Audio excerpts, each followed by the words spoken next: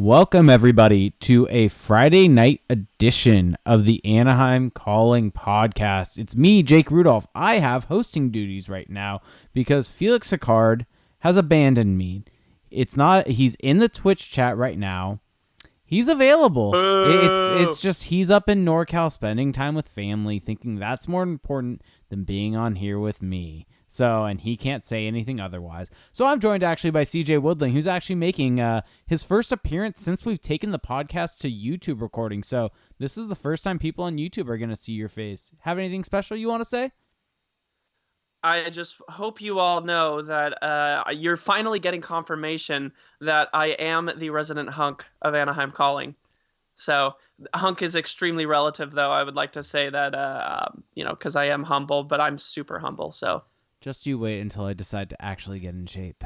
Just you wait. Oh boy, you're getting that water polo body back? That would take some commitment. That would take some serious commitment from me to get back there. All right.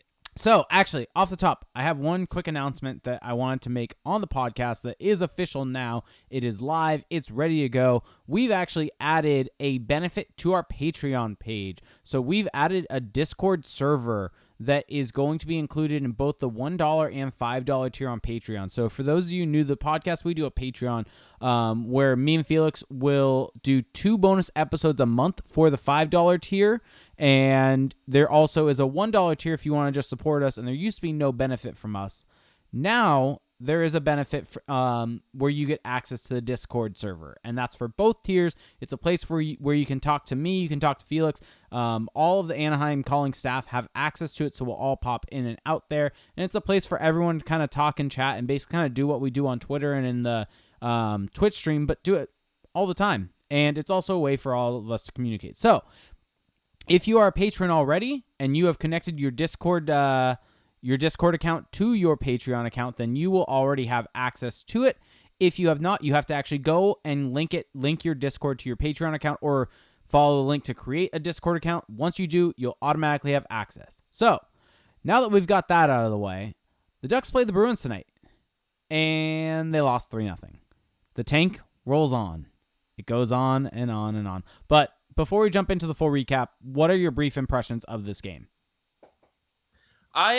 So it was one of those, it was a game that I was extremely happy to see. And I think you and I won't spoil anything you're going to say, but I have a feeling that you and I felt pretty much the exact same way about this game, that we were stoked. And I know for me, I was very stoked that the Ducks actually played a very good game. This was probably one of the best games we've seen them play in a long time. I can't even pinpoint the last game that the Ducks played as good as this, to be completely honest. That's how bad it's been. But at the same time, they still lost, so the tank is still on. But at the end of the day, I'm just glad they're not getting blown out anymore. First and foremost, we want to see this team do well, and they played well. And despite the result, this was a team that played with confidence, that pressed, and showcased some good talent. Yeah, it definitely was, and I think I agree with you. But so let's jump into the recap. So as this game starts, the Ducks kind of start off a little bit slow. They really kind of receive in the game a fair amount, and the Bruins ended up taking a pretty demanding shot on goal lead. I believe it was around 8-1 or something like that, when they ended up getting an extended shift in the offensive zone where you have the Ducks. I don't know. What are we calling the lines at this point in time? I mean, we know the Getzlaf line is the top line. Are the rest just kind of the bottom 3 lines? I don't really know how to categorize them. So are we doing this whole we've got a top line and then 3 third lines? I think that's kind of what it is right now. Yeah, I would have to agree with you. Yeah, and so it was the line with Troy Terry, Adam Henrique, and Daniel Sprong, sorry for spacing a second there, got stuck in their own zone on an extended shift, and it was mid shift for the defenseman. You had Cam Feller out there with Jacob Megna.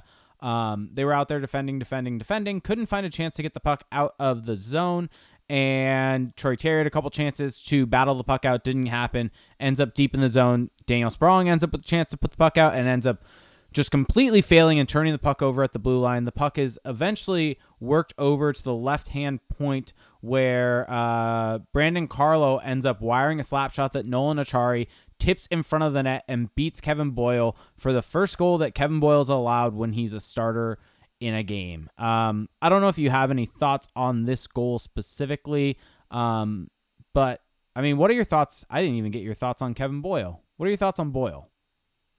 I thought Boyle still played a pretty good game for the most part. I thought that he looks like he belongs in the NHL.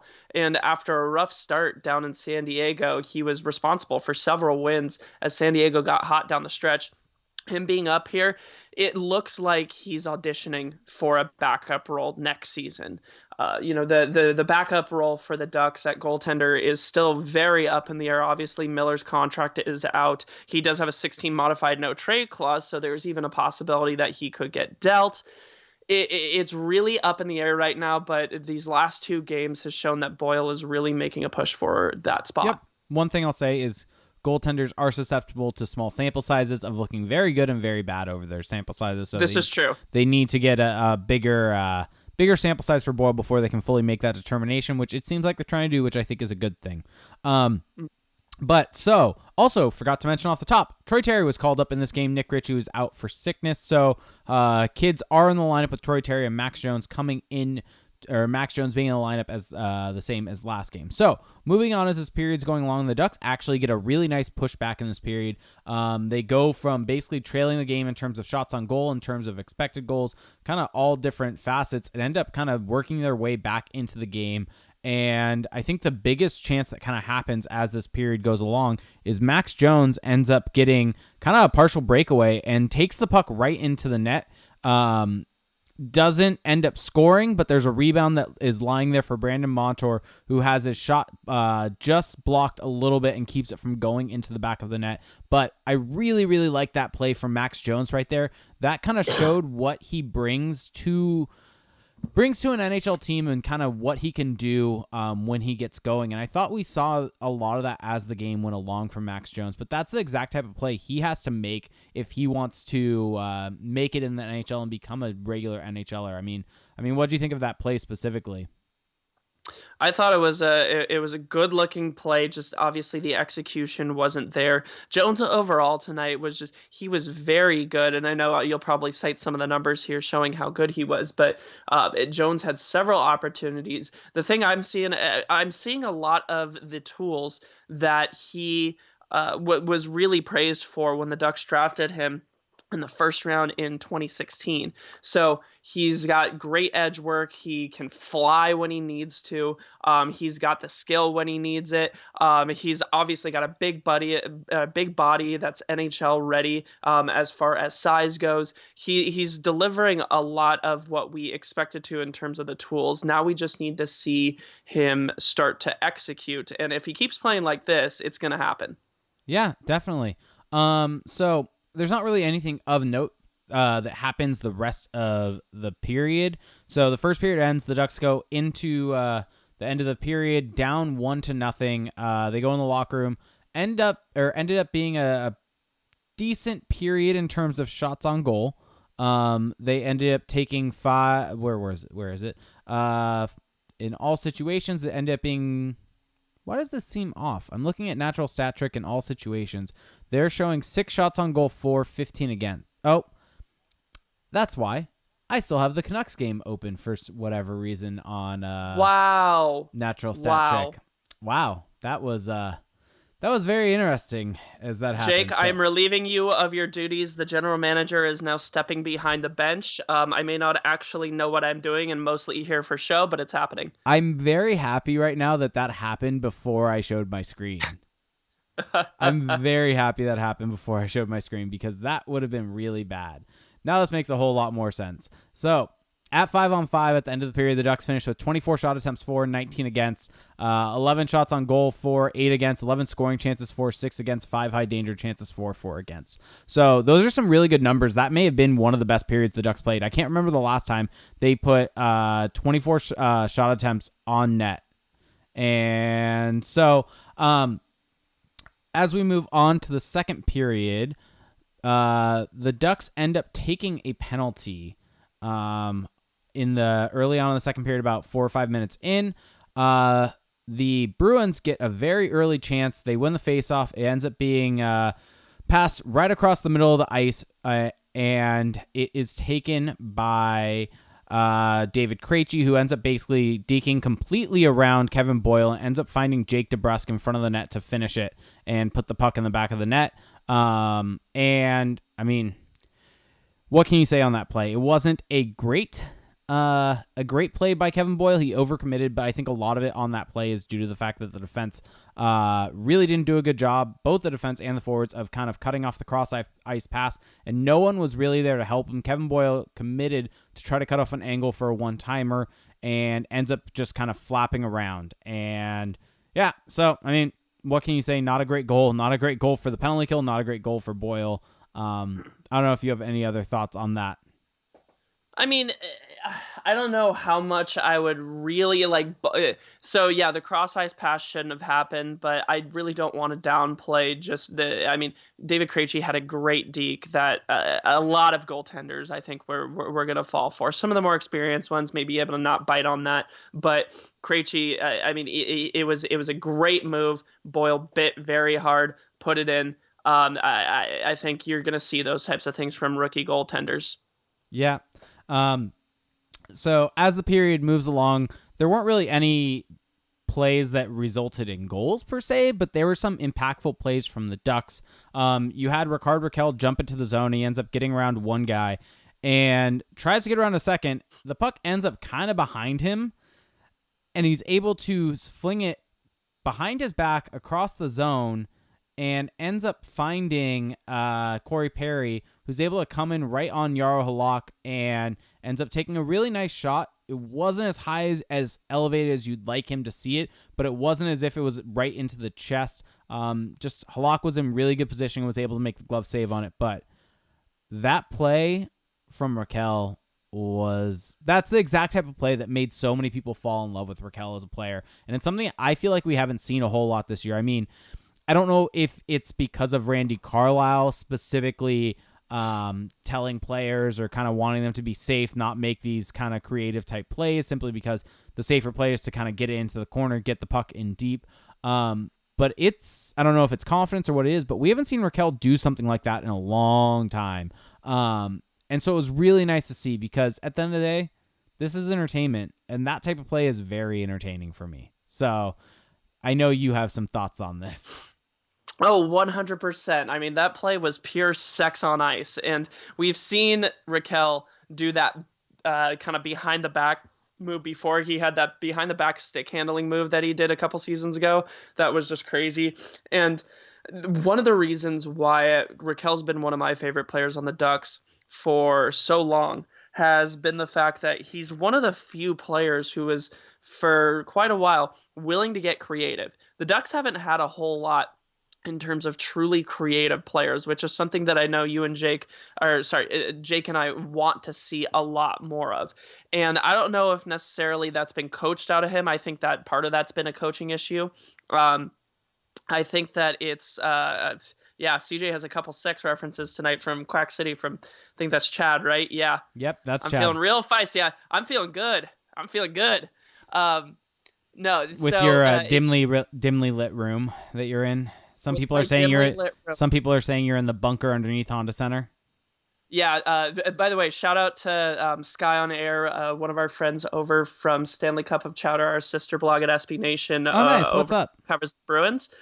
He's dropped in here, so we're glad to have you. And yes, I am below Honda Center. Bob Murray keeps me locked down there sometimes, just because we've shit talked him before, and clearly he didn't like that. So here I am. But I also just want to address really quick the Perry shot. I feel like people are trying to troll us here, say the shot by Perry was absolute trash. It wasn't a great shot, but I think Brian Hayward, as much as we kind of give him crap sometimes, he does have pretty good reads on goalies, being a former goalie himself, and he did make a note of Halak being a typical European goaltender, holding the glove going straight up and down instead of parallel to the ice, which essentially takes away the top, which is basically what Perry did. Hayward mentioned that Perry probably should have tried to shoot over the leg pad and between the arm where the hole is. So a lot of that is just good technique and some good luck as well on the part of Halak. It was a good save, definitely that helped there. But stop trashing Perry. Perry is still good. Get out of my face, haters. Yeah. Shouts real quick to Hardcore Luchador, who just gave us 50 bits to basically say Felix needs to get a better camera angle on his, because it's not as good as both of ours.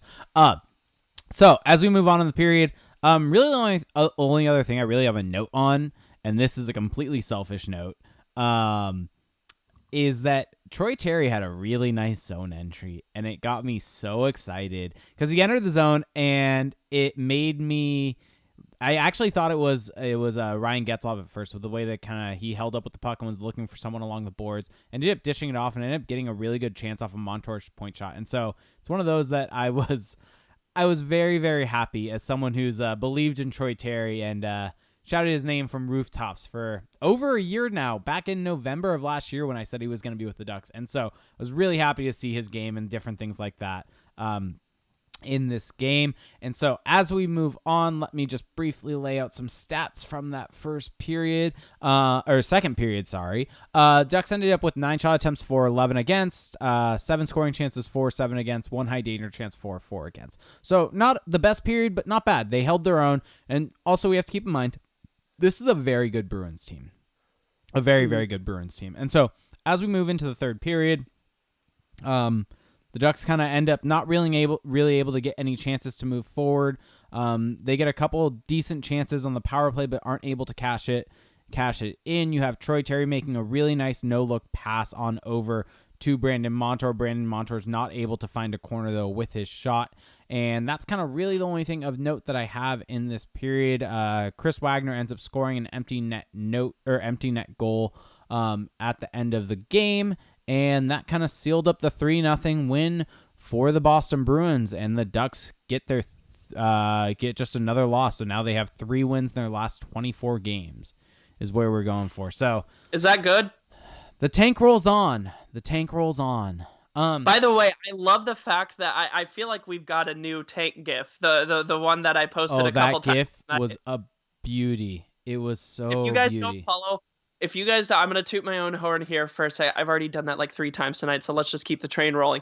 If you haven't looked at the Anaheim Calling Twitter tonight, I ended up finding a new GIF really completely by accident. You know, those of you who have been following the Twitter account know that we become a tank themed Twitter account. So we constantly tweet out GIFs of tanks. And I found a great one it was clearly from Russia of like, what is it? It's like 8 guys on top of a tank going full speed down a road before it veers off and like crashes into the bushes or something like that. So that's basically the new GIF of destiny towards Jack Hughes.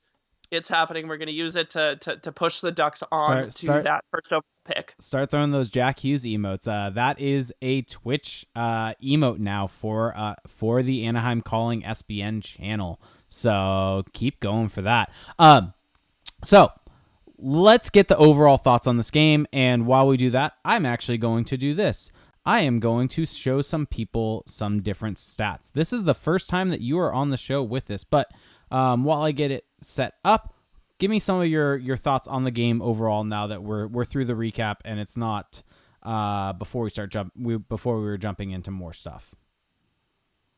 Yeah, just I apologize to everybody. I'm trying to fight back a cold here. So sorry I bring down the quality of the pod. Sorry I'm not Felix. Basically, I think that it was a good overall game by the Ducks. As I said before, I can't even remember the last time the Ducks really played this well from start to finish. They certainly had their moments of laps where they weren't that great, and Boston was able to attack, especially on that power play. The Boston power play really is just something else. And with the Ducks penalty kill the way it is, it's just kind of a mismatch there. So that was mostly the difference in the game. Overall, They're playing with energy. They're playing with confidence. They don't look like they're lost out there after giving up the first goal anymore. And I think just most importantly, they're playing some fun hockey, which is really, I think, all we can ask for. Yep, agreed. And so I got it up, and it's on the screen right now. So you can see this is from moneypuck.com. You can see the Anaheim, the Ducks scoring chances on a heat map and where the Bruins scoring chances came from. So the Ducks actually did a pretty good job tonight at keeping the Bruins. They had some decent chances and some pretty high-quality chances from right in front of the net. But for the most part, it's kind of all outside except for a few, which is much better. And granted, I think most of the time when we looked at this, if we were to look at this, we'd probably complain about how many there were in the front. But in comparison to other games that we've seen of late, this was a good performance by the Ducks at doing that. And the Ducks also did a really good job of getting to the front of the net and getting a bunch of chances. And so in all situations, the Ducks' expected goals ended up at 3.11. The Bruins ended up at 3.56. So the Bruins ended up scoring just about how much they should have. The Ducks were obviously 3 goals below that because Halak played really well. But the positives to take away from this are the Ducks so far this season have averaged 1.6 expected goals per game.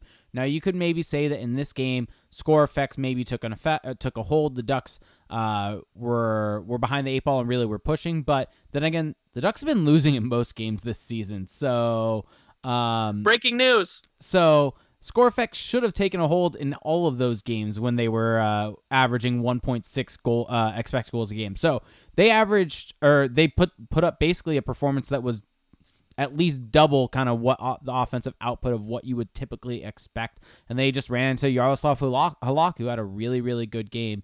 And then when you look at expected goal totals on an individual level, you can see Max Jones had a monster of a game. He had an expected goal total individually of 0.8 expected goals. So some of that is due to that one really, really golden chance that he had on that breakaway. Troy Terry also had a good night at 0.3. Devin Shore also a good night at 0.33. Corey Perry 0.31. And then when you look at the lines for the night, the forward lines, you had Shore, Grant, Silfverberg had another really strong night. That was the best line for the Ducks against the Canucks, and yet again, they had a really good night tonight in the 70% range in terms of expected goals percentage. Terry Jones Steele not Terry Jones Steele. That's my dream. Terry Jones and Steele all on a line on the Ducks. Terry, Henrique, and Sprong, and Kessler, Rowney, and Jones all ended up in the 50 to 55% range for expected goals for. Where are you getting that, Jake? All I see for that line is yeah. It's assuming some things. And then Raquel Getzlaf Perry ended up in the 40% range. And so not the best night for that line in terms of stopping chances against, but they still generated a fair amount of chances for themselves. They had 0.47 expected goals for from that line, which leads, or it's second on the Ducks behind the Shore, Grant, Silfverberg. They just had a lot of chances against in 0.66. So if that line can clean up some stuff, I also think it's probably because they were probably hard matched against Marchand, Bergeron, Heinen tonight. And that line, Marchand and Bergeron are very, very, very, very good. Very good. And the D pairs, let's just take a quick look. Fallo Del Zotto, they were pretty good tonight, actually, which is kind of shocking because I thought Del Zotto was kind of Oh, this is actually something I wanted to bring up, and I will show this right now also to the people. I thought this was really interesting. Jacob Megna was basically benched in the second period. Yeah, you had mentioned that. I didn't even notice that until you pointed it out. I noticed it when I looked at the time on ice, and so you can see right here, basically 3 up from Kevin Boyle. You see Megna, and there's just a big stretch of white. And so he was basically benched in that second period, which, I don't know, I thought was kind of interesting. I don't know if there's anything to really take away from it. But overall, I'm very, very, very happy. I think that this was the best Ducks game I've watched in a long time. And at this point in time, we were talking about it in Slack. I honestly, as a fan, do not really care if they win or lose games. It's honestly better if they lose a game because it betters their chances at getting a high draft pick and getting Jack Hughes. By the way, Skylon, I'm saying he's wearing 43. Is that what we determined that Jack Hughes is going to wear when he's eventually going to be wearing a Ducks jersey? I think so. I mean, that's what he's wearing now, but I have no idea. Let's go with it. Okay, let's. I already made the jersey. I made the jersey. I posted it on Twitter. It's gonna be 43, and if it happens to be Kako, it's gonna be 24. Yeah. So at this point in time, it's better for them to probably lose games on that aspect. But all I want is to see some improvement in the play, see them play a little bit better, see them put up better performances and play the game, honestly, just the right way, which is not receiving the game, which is attacking the other team, getting shots on net, getting chances, doing that. And so to put together this type of performance against a Bruins team that I honestly thought this team was going to get smashed by, when you look at how badly and how poorly they played against the Canucks, and yes, they got the 1-0 win, that was not a good game. Quite frankly, it was bad by the Ducks. Mm-hmm. They didn't play well. Tonight was a marked improvement over that game, and that's the best that I can ask for at this point in time. I just want to see them play well, and that's what we got. Yeah, easily, 100% agreed. So let's start getting to some questions. So people in the Twitch chat, please start throwing your questions into the chat. We will start to get to them right now. But for those of you watching the recorded version of this show on YouTube or listening to the recorded version on any of your podcast services that you like, we do a live stream of the show each and every time. We do it at twitch.tv/Anaheim Calling SBN. You can interact with us in the Twitch chat. It's a really, really fun time. You can try to make us laugh. It kind of is distracting at times, but that's part of the entertainment of it. You can throw some things in there. You can troll us a little bit, as Felix is definitely doing right now.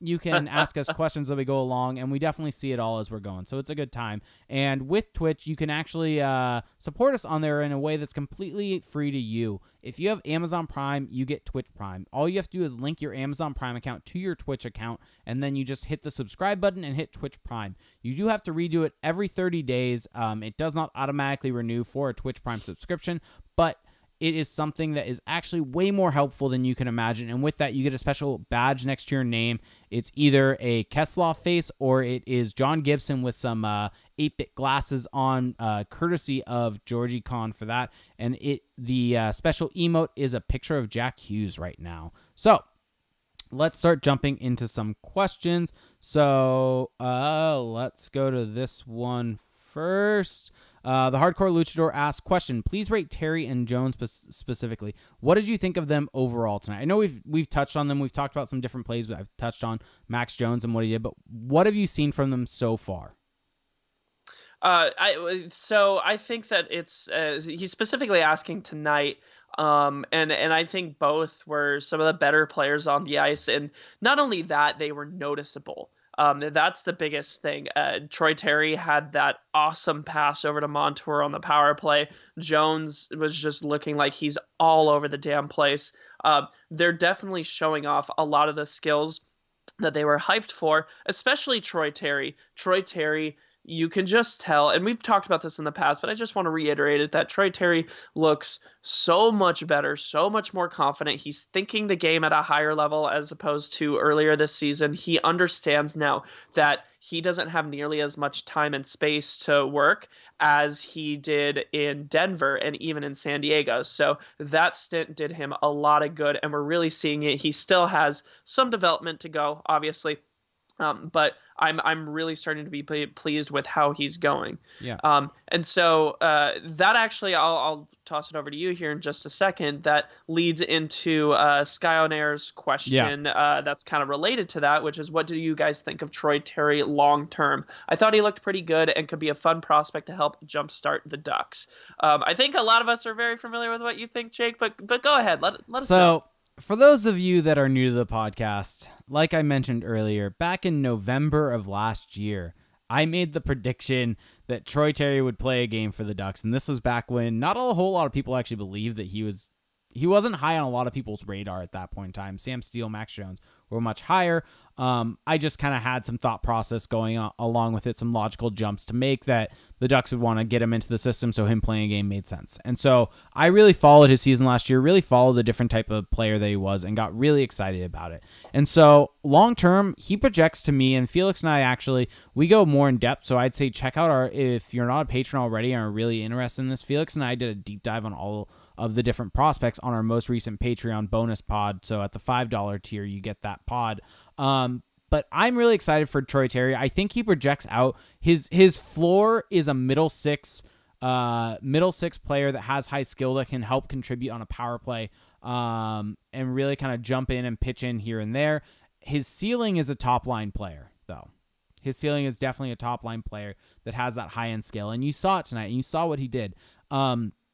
He reminds me, and this is not saying this is what he's going to be, but he kind of sort of reminds me of Johnny Gaudreau in a couple different ways, because he is a smaller framed guy and really relies upon his hands. He's a playmaker. He does have a decent shot and has scored a goal in the NHL, but he's solid and really has great vision. You look at the no-look pass that he had to Montour. He was completely staring at Halak and made that pass across the entire ice surface through a couple different bodies to find Montour, and it was just a great pass and a great play. And I mean, at the end of the day, here's why I love Troy Terry as a player and why I'm so excited about him. He's exciting. He has exciting plays. Yes, he has his flaws in his games. Yes, he might need to add some size. Yes, there may be other guys within the system. Max Jones right now probably is more NHL ready than Troy Terry is. But Troy Terry, to me, just with what I like about the game, Troy Terry is a very exciting player. And I think that's what I love. Yeah, I would completely agree with that. I think the only thing that holds a lot of people back on Troy Terry, number one, sports is very much a what have you done for me lately type situation, and Terry hasn't played enough with the Ducks to really wipe away that first portion of the season. He really was not very good in the when he was forced to play due to all the injuries as the season started, and not only that, but his draft pedigree also plays a factor here. Draft pedigree will follow around a player for quite a while. We've seen that with Nick Ritchie being the 10th overall pick, his draft pedigree and him leading to a lot of disappointment from a lot of people. Same thing with Troy Terry on the opposite spectrum, him being a 5th round pick and not really having that pedigree to go along with him. So I would agree, though, Troy Terry has developed tremendously. I got super excited. I forgot who it was who wrote the article about Troy Terry for The Athletic in the offseason about how he had been working with some current NHLers, I think specifically Tyler Bozak, who just raved about Yeah, I remember Terry. that. And it was fantastic. So, I think that he's got a good ceiling. I would agree that Jones maybe as of right now probably is more NHL ready, and I would actually maybe say has the higher chance of success, but I think Terry's going to be a very good player for a while, and I would not be surprised to see him be a first-line star. Yeah. All right, let's blitz through some questions. We've got a bunch actually in Twitch, cool. So let's try to get through these somewhat quick so I can keep scrolling down.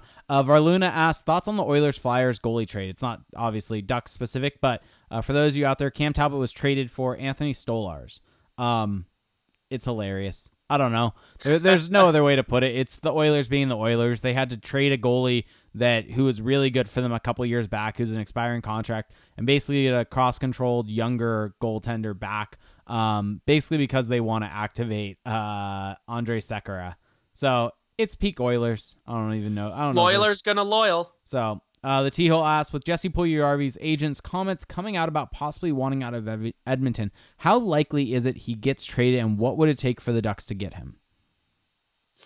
So I was asked that a couple of times on Twitter earlier today because I did quote Mark Spector's report from Jesse Puljujarvi's agent that it sounds like he's going to want out of Edmonton. To be completely honest, do we really blame him for wanting out of Edmonton? I mean, it would be one thing for most other teams for somebody being out there and for us to be like, okay, Puljujarvi hasn't performed as we've expected a 4th overall pick to perform. What's going on with it? But, Edmonton has ruined so many prospects and developments that it's one of those things where your mind immediately goes to, wait a minute, we may want to try and get this guy. And if you look at his underlying numbers this season, he's actually got pretty good underlying numbers. So it looks like that there's definitely a lot of room for improvement and development there. That being said, it's really tough to tell, I think, how to value him or how Edmonton values him. Edmonton obviously doesn't value him enough to want to try and work with him or develop him or give him, consistent top line minutes alongside McDavid. I know they've tried it out at certain points.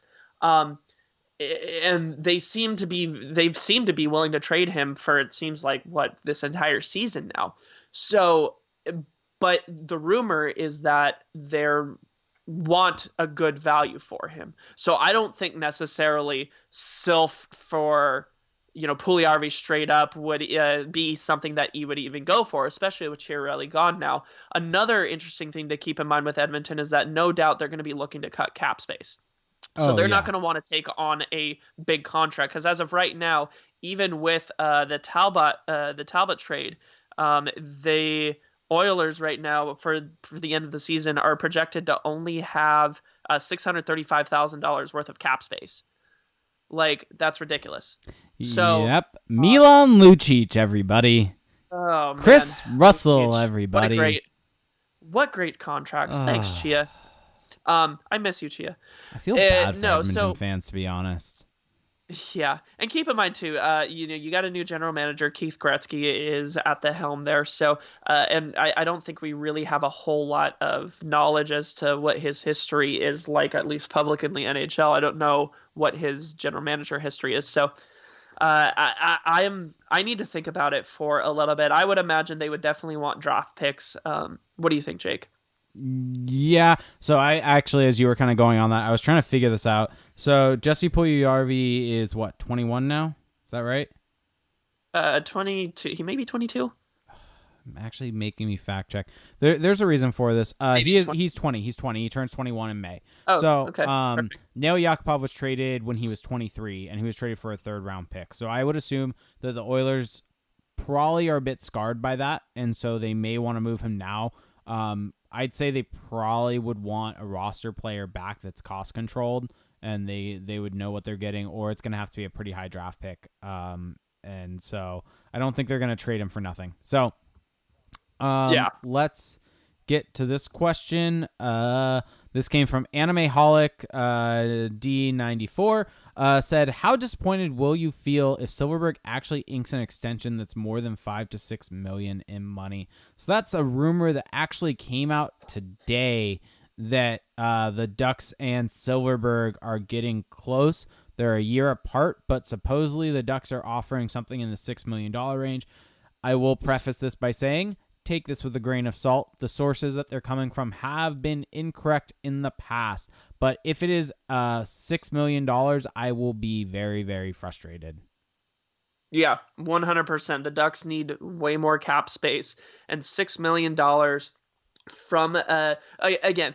We need to. I feel like we need to repeat this all the time because people jump on us, and at least they've jumped on me and say, "Oh, you guys hate Silfverberg." No, we really like Silfverberg as a player. Silfverberg is a good player. He has value. He would even have value on this Ducks team if they were to sign him to a 5-year, $6 million contract. But Silfverberg is what? He's going to be 30 next year. And one of the things that we've been giving tons of crap to Bob Murray for is signing, guys who are entering in their 30s to these long, expensive deals. And 20, goals a season with some good defensive upside. Yeah, that's a great player. But is that $6 million worth, especially when you need more cap space for the Ducks if you want to compete sooner rather than later? And giving that to Self, I don't think that's going to cut it. Yeah, and you can deal with Silfverberg on a $6 million contract if you are contending. It's something that you could argue that giving Kessler at the time that contract was the right move because they needed Kessler, depending on how you viewed him, to contend for a Stanley Cup. And so keeping him was the right move, and you can make the argument that that was fine at the time to make that type of overpay. The issue is the Ducks aren't going to be contending right away starting next year. Like, they could turn it around quickly and with some savvy moves be back in playoff contention and be a decent be a decent team. But by the time they're actually contending, Silfverberg's going to be in his 30s, and you don't want a guy like that that's going to be declining on a big money contract, making $6 million a year. So I don't know. I'm just trade him, get a high draft pick. You're going to be able to get a draft pick. I mean, what you and I speculated on today, the Islanders' underlying numbers are not great. They kind of scream like they're the Ottawa Senators of a couple years back when they made the playoffs and made that run and then started going down the drain right afterwards. So why don't you see if you can trade him for the 2020 first round pick from the Islanders? Yeah, just a thought. it's certainly it's certainly a gamble. Barry Trotz could have that team of a first line and 3 fourth lines coming back and going after it again. Certainly possible, but there's definitely a lot of reason to believe that the Islanders are due for some pretty large regression. And if Bob Murray wants to still try and do this retool, rebuild thing kind of on the fly, really what you need to do is you need to take your existing assets that have value, that have trade value, and use them to acquire future assets. Silfverberg, far and away, I would say, is one of the easiest and most obvious, not necessarily the best trade piece. I think there may be a couple of other players who could bring back more than what Silfverberg could if the Ducks want to get rid of him. But Silfverberg, for what he is, for a pending unrestricted free agent, he is the type of guy he's such an obvious trade candidate, especially if you're in the Ducks position. So that's why it's kind of frustrating to us that we're seeing these rumors and that this might happen, that Silfverberg gets signed to a long-term extension for a lot of money. Yeah. I mean, the only thing is we only have a little bit over a week left, and then all of this can hopefully be put to bed. Because here's the thing, people. Trade deadline is a week from Monday. If the Ducks and Silfverberg haven't agreed to an extension by like next Monday or this upcoming Monday or Wednesday, the Ducks need to actively shop him and trade him. It's getting too late. To me, the fact that they're even negotiating now is kind of crazy. The deadline's coming. You need to start working the phone calls. And I'm not saying Bob Murray hasn't, but he needs to be constantly making phone calls to try to move him and trying to get the best return, because some people will try to lowball you, and you gotta get some leverage. And so maybe he's trying to do that with these rumors that are being leaked. I highly kind of doubt that, to be honest. I almost feel like if someone's coming out saying he wants $6 million, that may, and if that was leaked to try to drive up the bidding price, that actually might make it harder, because I don't know if another team's going to try to get him if they think that re-signing him would take $6 million. But that's just my thoughts. So, Sky on Air actually asked us a good question, our good friend from Stanley Cup of Chowder. Why do the Ducks keep drafting players with have B-list Marvel character names? I always thought that my view was that if we got a Steele Jones Terry line, that more sounds like the porn star line. So you could have B-list Marvel characters. I'm fine with that. I'm fine with Troy Terry and Max Jones having a little side story with Black Widow or Hawkeye or something like that. I'm good with that. Yeah. Yep. All right. So we actually got a question from Reddit also. Set up from a pig named Algae. Is EVP GM IHC BM already a better coach than Randy? 100%. The record speaks for himself. 2-0. Ignore. I mean, sample size is a complete lie. Statistics is a complete lie. Just don't even bother with it. Bob Murray is the greatest coach of all time for the Ducks.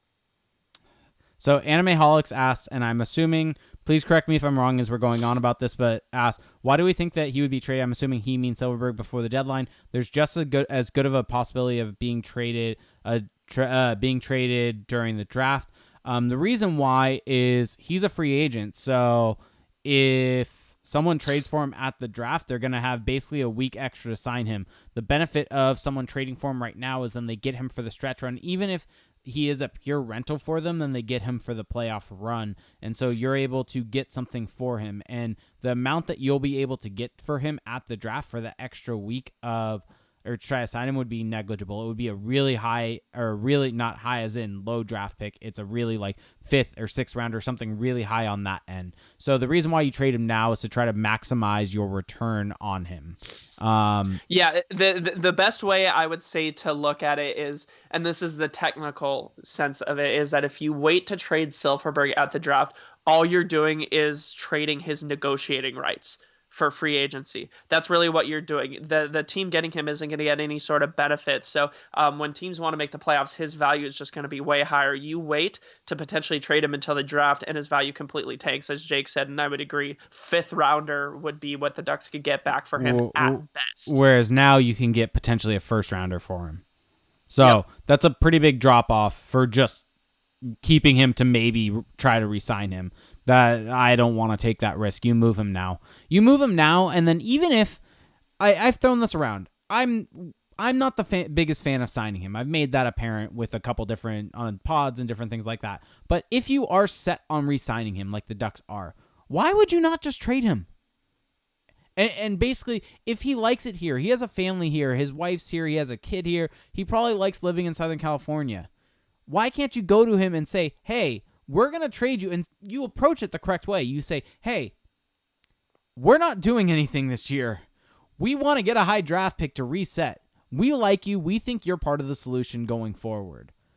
But why wouldn't you go to him and say that and then say, hey, but we're also going to give you a chance to win a cup this year because you're not going to get that with us. We're going to send you to insert team here, Toronto, New York, Tampa, Winnipeg, any team there's tons of teams out there that are looking for forwards. Why would you not go to him and say, we're going to give you a chance to win a cup this year. We have this deal done in principle. You like it here. We like you here. Your wife likes it here.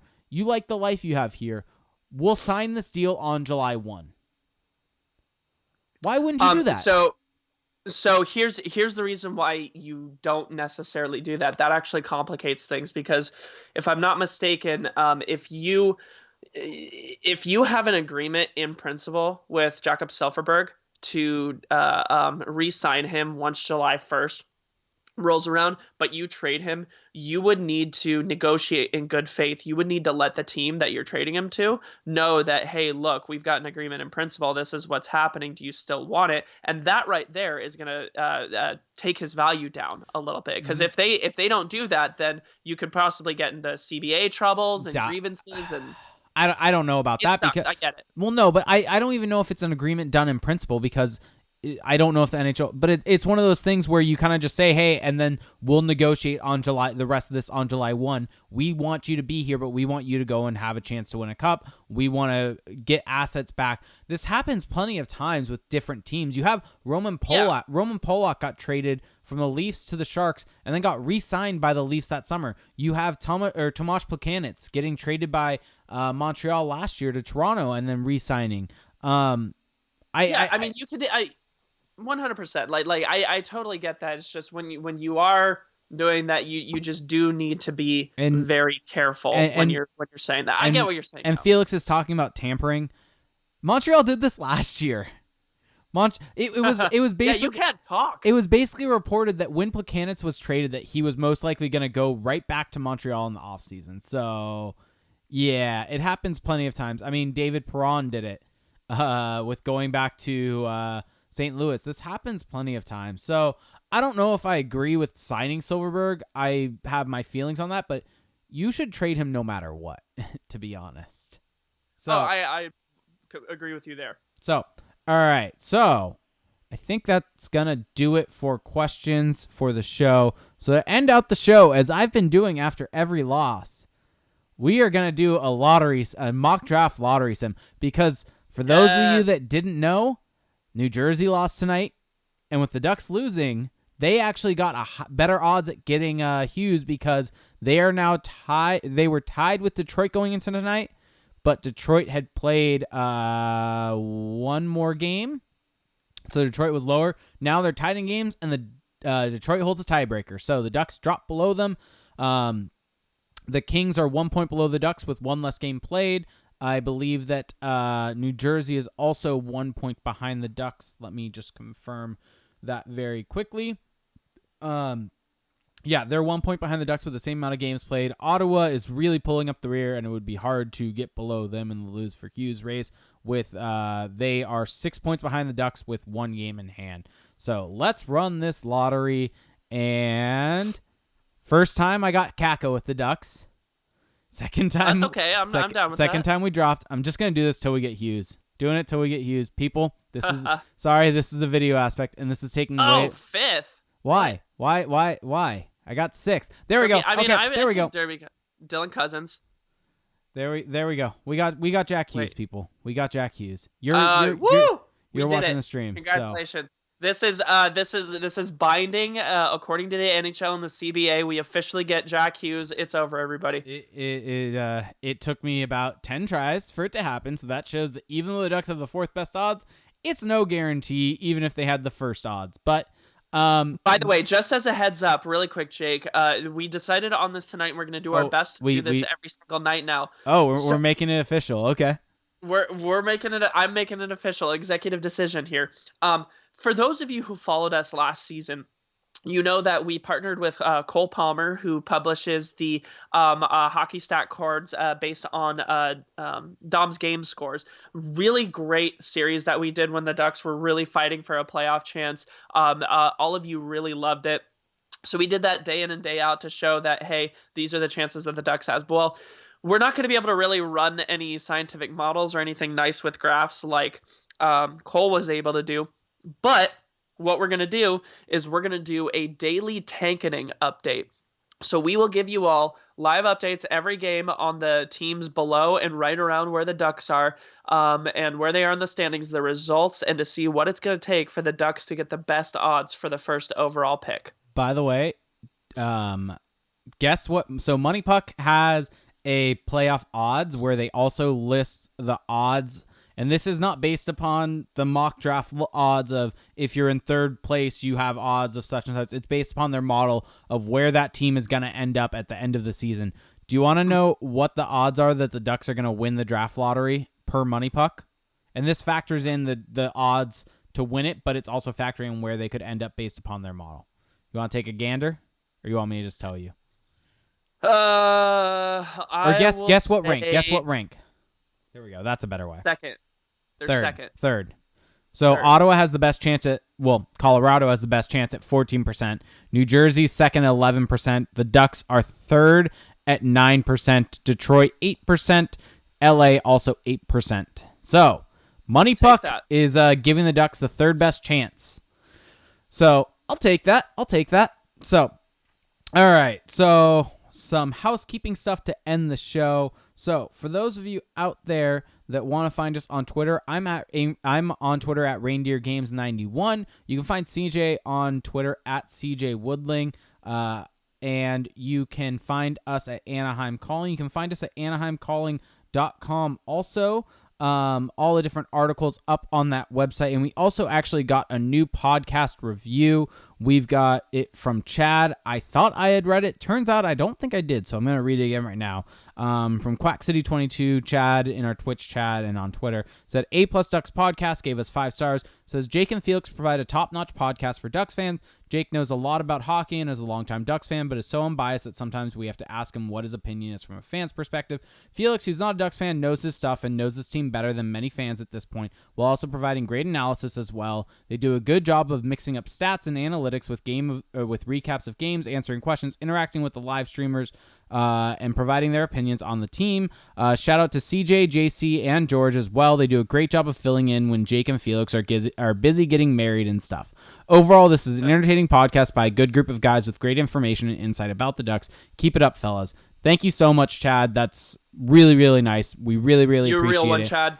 And so for those of you out there that want to find out ways to support the podcast, you can do it by subscribing to us on Twitch, being in the Twitch stream. You can go to Patreon, patreon.com/acpod. You can become a subscriber at the $1 tier, which is just helping us out. You get access to the Discord chat. $5 tier, you get the bonus episodes a month.